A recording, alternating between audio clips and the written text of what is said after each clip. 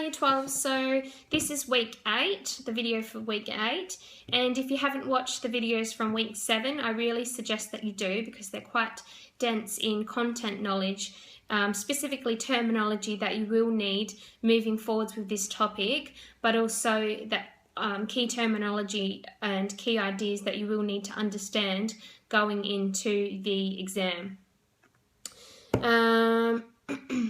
So just a quick reminder, this coming Wednesday, we're going to be doing the beep test. So we're going to be doing this as part of our next assessment piece, which will be going into our folio, along with obviously the issues analysis that we have just completed.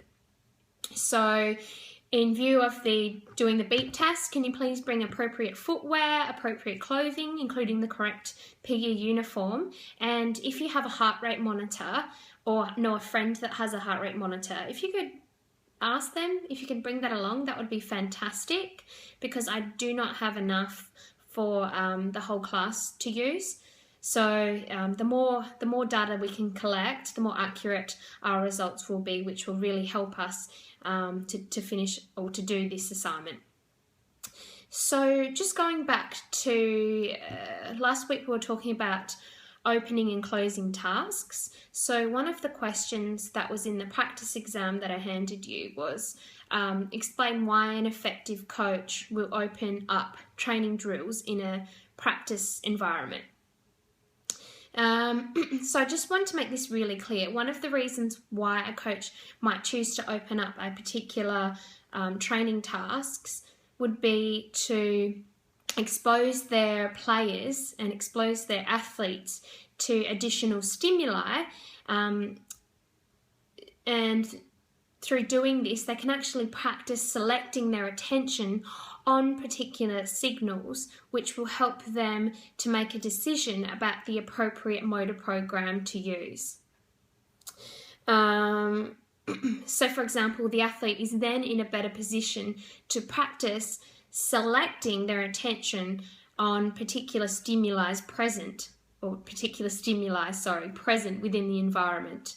Now, if that key terminology was a little bit confusing and you weren't too sure, please spend time familiarizing yourself with those sorts of ideas, concepts and terms. They're really important.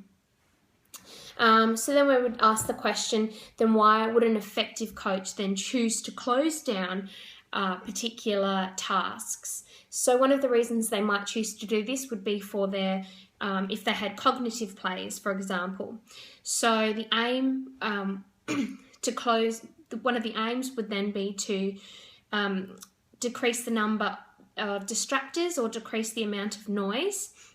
So that way the cognitive player can concentrate on effectively performing the movement pattern with minimal distractions. So that means that there is less stimuli present, because once again, at this time, when performing a movement pattern, they're quite disjointed, so they really do need that experience in order to get to a higher level, a more skilled level.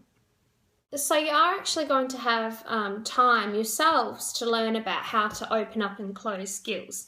So not this Thursday, but the next coming Thursday, we're actually going to be working along with Mr. Day's class and Mr. Whitford's class. So you'll be working in groups of 3, and what you'll be doing is teaching 15-minute training sessions.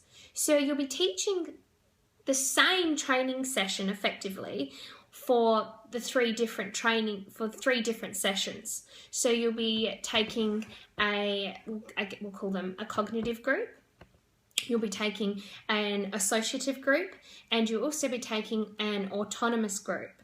Okay, so the idea here is that we're trying to open up the tasks for the autonomous groups and this, I guess, the more associative groups, whilst closing down that same task for our autonomous group.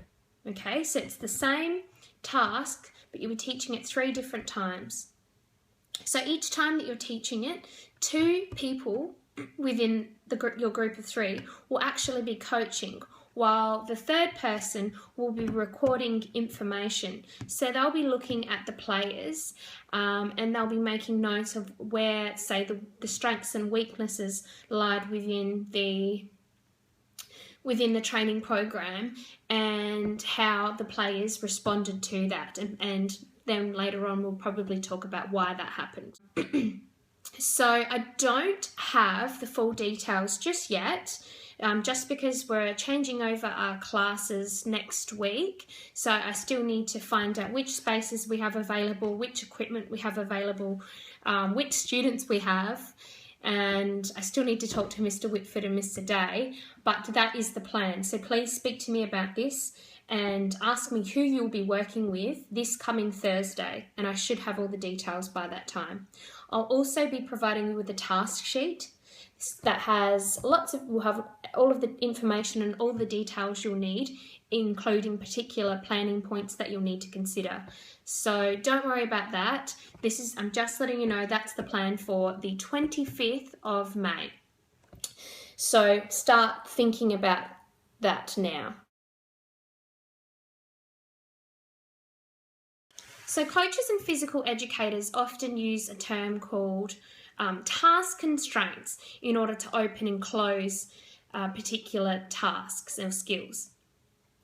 So through manipulating task constraints, we can actually change, shape the play in order to achieve our desired outcomes.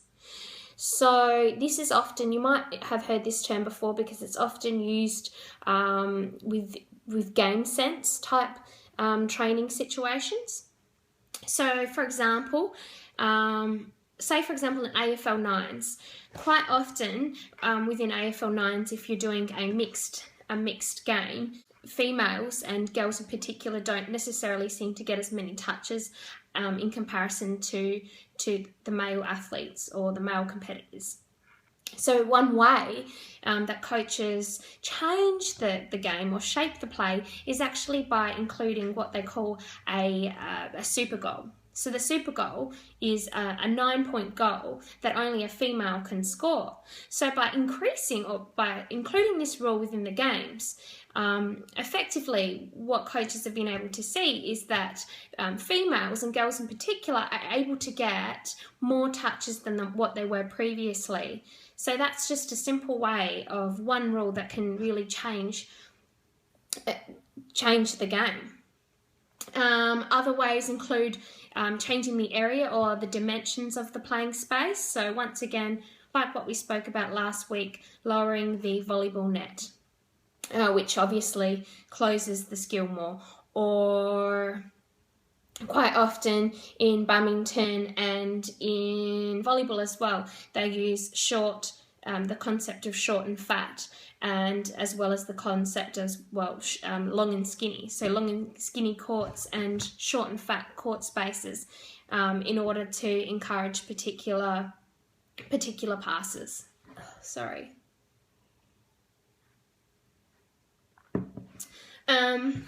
Number of coaches often change as well the number of players used. So say for example, if you'd like your players to receive more touches than what they have been, it's a concept called volume of practice. What they might like to do is say, for example, within volleyball, decrease the number of players from 5 to 3 a side. So that way the players are going to have to work harder in order to get the ball over the net. So that would be an example of opening up a task more. What's another one? Game rules is a massive one. This is probably the main one. So, for example, if you're looking at opening up a game in volleyball, or go to volleyball, it could include making sure that the second pass is always from the designated setter. If it's not from the designated setter, that would be an instant turnover. So through changing small rules, it really has a huge impact on the behaviours of the players. Another example could include, okay, by closing up a skill, for example, or a game, what coaches often do is they're more lenient on the carrying rule within volleyball.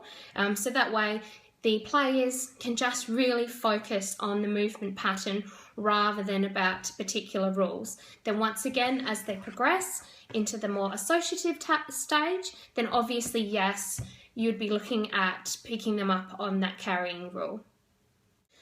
So another way to increase the complexity of the game would be by limiting the number of seconds that a player is allowed to have the ball. So say, for example, within football, that really increases the pressure of the player and encourages them to make a decision faster than what they normally would have to. Or another example would be in volleyball once again. So normally, well, the rules are that the team can get the ball over the net within 3 touches. However, sometimes at the more junior levels, or sometimes with the less skilled athletes, what the coach might choose to do is say, okay, yes, let's get the ball over the net. However, maybe you can try that with 4 touches per side. So once again, that's just another way of closing a skill, and there's obviously a ton of other ways that you can do that as well. So they're just some examples to get you thinking. Thank you.